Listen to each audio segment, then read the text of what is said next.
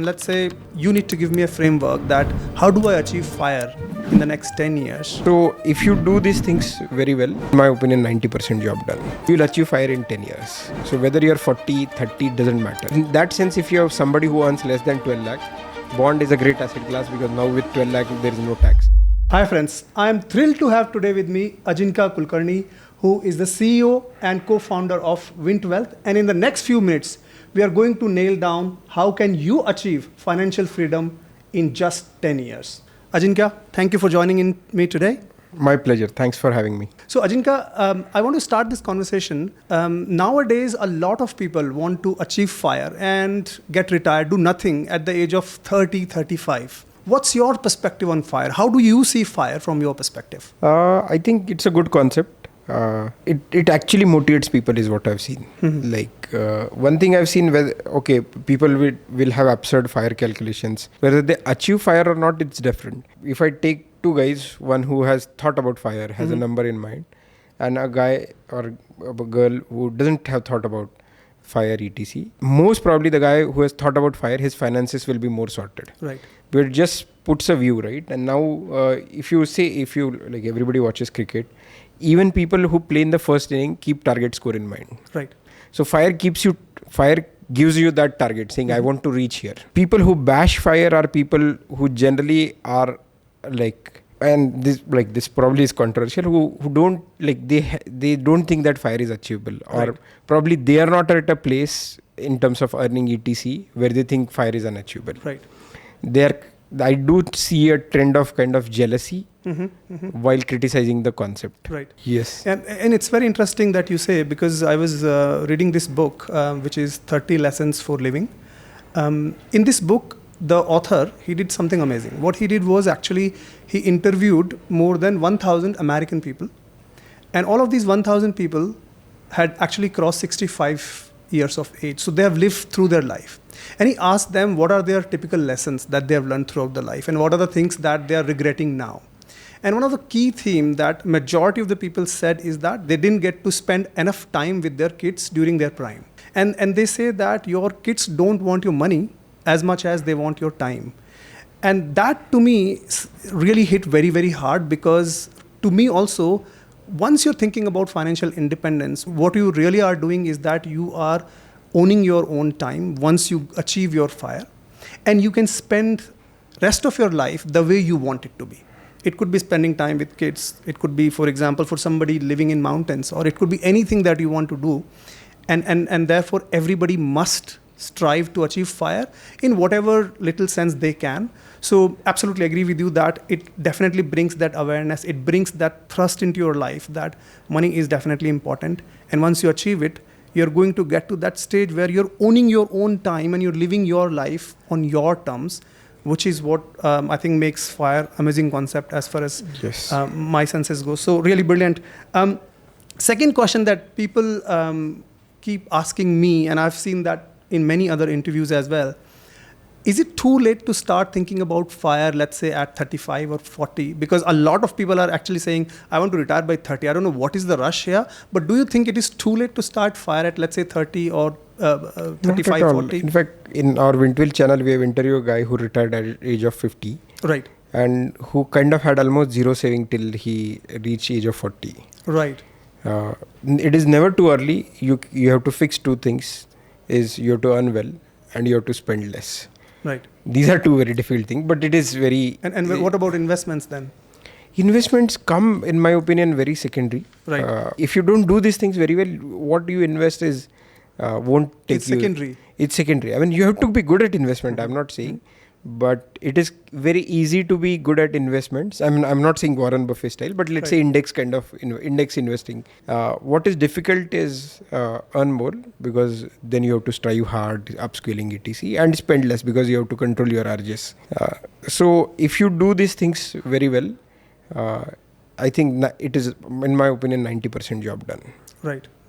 And I think if you look at somebody who start to build their FIRE mission at the age of 25, and let's say they want to get FIRE by 45, they've got 20 long years to have a proper financial plan, I think, and invest. Yeah, we discussed this right? So whatever is your salary, let's say X, and government takes 30 rupees Right. of that, 30% of that.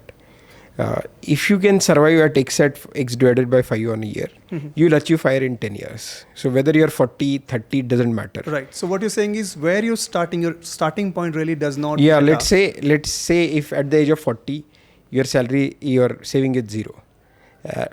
You have to figure out how will you live your life in that X divided by 5. So for you, you're saying that age and the starting point does not really matter. Yes. As long as you've got the vision to get FIRE by next 10 years. So let me then speak about FIRE, right? So let's say I am 35.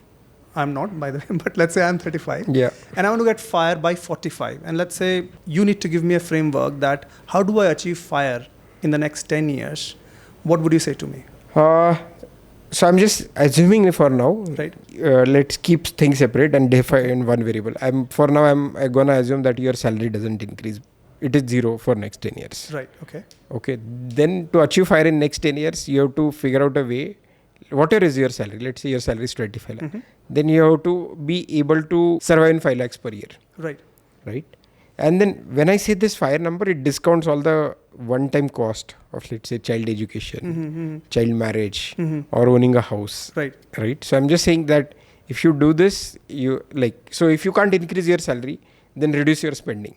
Right. So you have to survive at 20% CTC. If you can do that, you will get FIRE in 10 years. So if somebody's CTC, for example, is 30 lakhs, right? So what you're saying is 20% of 30 lakhs. Yes. Which is 6 lakhs. So if they can survive with 6 lakhs and the remaining money, they compound or invest, even at the basic index level, you're saying that Yes. in 10 years, you should achieve your FIRE. So until today, in my mind, I had a very different framework, right? And for viewers, I would like to spell it out. Just hear me out, some workings, right? So you pick a number first for FIRE. Let's say you're 35 and by 45, you have to get to 4 crore as a number, right? My theory is that you have to have 2 things in place. Point number 1 is that divide this 4 crore by 8, okay? You get to what? 50 lakhs, Yeah. right? So my theory is that you got to have 50 lakh rupees now with you, okay? And what you do with this 50 lakhs is that you invest it, right? Again, we can go into discussions around assets and things like that, but this 50 lakhs, you have to compound. So every 5 years, if you double it, okay? 50 lakhs in the next 5 years become 1 crore. And this 1 crore becomes 2 crores. By the end of 10 years, you have 2 crores. And this is not too difficult because it needs only, if I do the maths correctly, around 14% of CAGR, right? So provided you have 1/8 of your FIRE number with you, right? Your majority of your hard work is done, right? That's point number 1. Then comes point number 2, which is that you you divide this 50 lakh now by 100, okay? That comes out to be 50,000 rupees. You have to invest from your income. You have to save 50,000 rupees per month, okay, for the next 10 years. And top it up, of course, because your salary or income is not going to stay constant for the next 10 years. So you have to top it up by 10% every year, right? And if you do that for 10 years, at around 16% CAGR, you would get another remaining 50% of your corpus, which is 2 crores, right? And you put this framework for any FIRE number, right? 4 crore, 8 crore, 16 crore, it doesn't really matter. So for me, if you're starting really from 0, you really need to save a lot, which might put a lot of stress, in urban lives where the expenses are going over the roof, right? In everything. So, but anyways, I think it was interesting to know that you're saying that if you save enough, then you can do that. In fact, that brings me to the next question, which is the FIRE number more important, or is the process to achieve the FIRE more important? Or do you think both are important? What is more important? Where would you put more focus? See, I mean, process is definitely important. Number helps you to motivate, because there are no instant gratification in finance, right? Only probably losses are instant. But process is definitely important. Number is also important. So I can't really say one is important over A. But let's say even if you strongly know that, okay, your FIRE number is 2 crore. But if you don't save a penny in a month, what's the use of having that clarity of that number, right? So you need process in place, and that's more important in my mind. Because I've also seen that, right? When I was 25, the retirement corpus is very different when now we are reaching 35. It has increased because our life standard has also increased. Yeah. Everybody got married. Now everybody has kids. Back then you used to think that 1 BHK mein ho jayega. Now you think I want at least 3 BHK. 3 BHK. So your standard of living grows, your expenses grows, your needs from life grow. So that fire number will keep shifting and it is completely okay. So never is that number going to be constant. Yeah. So what you're saying is never obsess with your fire number. Yes. Right? Rather focus on the process, because Yes. as a human being, you are going to change your needs. Therefore, Yes. you are actually going to move that number at some point in time. And also, secondly, I also believe that, for example, rate of inflation. Right? Yes, You would have exactly. done some discounting. Rate of inflation is not going to be what it is right now. Stock market return may not be what we are thinking Yes. right now. So fire number invariably might move for everybody 20 years down the line, 15 years down the line. Yes. So it's better we stick with the process that we want. And when it comes to process and when it comes to asset allocation, rather, there are various options right now. I mean, even if in mutual fund, even in index category right now, Ajinkya, there are more than 35 plus categories that I know. And I'm sure there are more than what I know. There are so much of choice, right? You have bonds, you have got stocks, you've got mutual funds, you've got US market. A lot of people are investing in US market. Gold, silver, right? There's so much now. Bitcoin, right? What do you think as an investor or as a person we should do when we look at the assets and we decide which one to go with? One thing before that I will also tell that many people miss is, so you have to earn more, you have to spend less, right? You have to get term insurance, you have to get health insurance, you have to have emergency corpus sorted. Only after that you look at actually asset allocation. Now asset allocation, let's say if somebody is not interested in finance, I would say it should be very simple. Then I will call it a bucket in my guide. If you don't need money for 10 years, put it in equity. Right. To start with, put it in Nifty 50. Do SIP, whatever. Less than 5 years, definitely in debt. Probably after more than 1 year or something that you don't want to put completely in equity. For diversification, bonds is great. Less than 1 year, probably whatever is, or less than 6 months in emergency fund, which is probably your savings account or FD, which you are not looking at return. But very bucket, either equity, bond or FD. More than 10, definitely equity, right? Less than 6 months, definitely, FD or savings account, or probably we have some short-term bonds also, but that's not for emergency. You have to 6 months to 3 years, very sure it should be bonds. 3 to 5, debatable. Right. I'll tell you one more insight from our platform. People think in equity, they think more than 3 years is long term. Right. Which is a very problematic thing. And it might so if you need money in 3 years, you should not be putting in equity. So minimum is 3 years, you're saying, or 5 years? 5 at least. 5 years. Okay. Actually, if you need money back, then it is when you need it back. Right. Then it's not for equities in my mind. Right. Because nobody has actually, when we say 10 years, I'm just saying that you don't know, you would It's too far out that you're planning for 10 years, right? Okay. Generally, you know your expenses, beyond big course. expenses, whether buying car, house, marriage, whatever it is, education loan for child. All of these are planned expenses. If it is too far out, equity. If it is short term, probably bonds. If it is too emergency, then don't bother about returns. Yeah, of course. Yeah. I think my 2 cents on that portion in terms of how investors could approach the asset allocation. One is that, 2 points there. One is that if you don't understand the asset, then don't go near it. Yes. So a lot of people invest, for example, in Bitcoin or in US stock market, right? I say to them, do you really understand how in US the accounting works? Can you read a P&L statement of a US company versus Indian company? Now, if you don't understand that, why would you go and venture out to US stock market? So for me, the basic principle, and I do not invest in any asset if I don't really understand it to a degree that I feel confident. Yeah. And then second part comes in terms of whatever is your portfolio, you got to have a portion of it in the fixed return assets, for example, FDs, bonds, right? You must have them. And then remaining part could be in market linked, for example, equities. A lot of people put 100% money either in FDs or bonds. And some people put 100% money in the stock market. Both actually will make you both have pros and cons, right? Yeah, yeah. So for me, if you ask me the basic concept, I would say that you got to have fixed as well as market linked both. But coming back to fixed based assets, I know Vint Wealth has got a lot of, hand-picked corporate bonds on your platform, and I've created a couple of videos as well, people educating people about those corporate bonds. If I were to ask you, Ajinkya, right now, what are the 2 or 3 top selection criteria or things that you would say if somebody were to, let's say, invest in corporate bond? Because corporate bonds are giving 9 to 12% fixed returns, no question asked, right? What would you say is people should approach corporate bonds?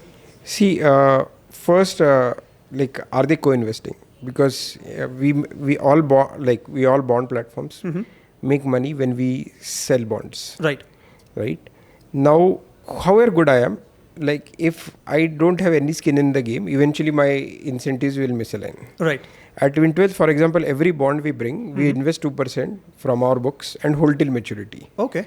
When we are making 1.3%, 1.2% on the bond. So right. I only make money if the bond is successful. Right? So I have skin in the game. What that makes sure is I have an in-house risk team because I am putting on my own money. Of course. So I've done thorough research on the bond. I probably do ground visits, third-party checks, fraud checks, corporate governance checks, and then only bring it. Right. Rather than a marketplace where you don't know what is in the company, etc., right? That is number one. Second, liquidity matters. Sorry, just on that point then, Ajinkya. So what you're saying is because you yourself, your company is invested in every bond that you bring onto the platform, so far how's been the success rate for you guys? Till now, all the payments have been timed for 4 years. Right. All the payments, not a single day of delay in any repayment, in interest or in principal. Oh, that's really great. So basically your team's job is to make sure they're picking the bonds where the possibility of default is as low as possible. Yes. So it is riskier than FD, but of course, risk is very low. We want to keep risk low and only bring those bonds on the platform. Okay. So that was the idea. So, and it was a very clear thought saying ki many of these investors are not even exposed to bonds. Right. And you can't just throw responsibility on them saying ki they will understand. Yeah. Right. That's not a way to create business. So that is one thing is, do they have skin in the game? Right. Second, what we have enabled is we are probably the only player where we are offering liquidity in the bonds. Right. So that if you need to sell these bonds, we help you find buyers.